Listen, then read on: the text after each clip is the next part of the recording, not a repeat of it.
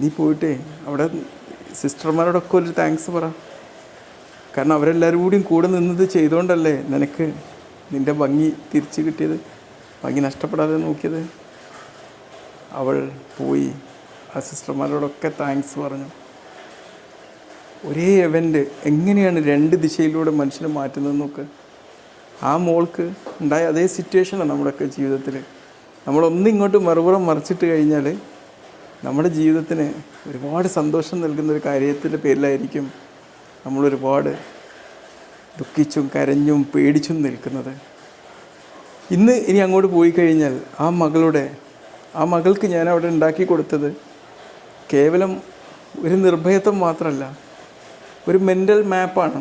എല്ലാ കാര്യങ്ങളെയും പുതുതായിട്ട് നോക്കിക്കാണുള്ളൊരു മെൻ്റൽ മാപ്പാണ്. നല്ലൊരു എമോഷണൽ ഇവൻറ്റിനെ ഡയറക്റ്റ് ഡൈവേർട്ട് ചെയ്യുക ചെയ്യുന്നത്. കാരണം എമോഷൻസ് നമ്മളൊരു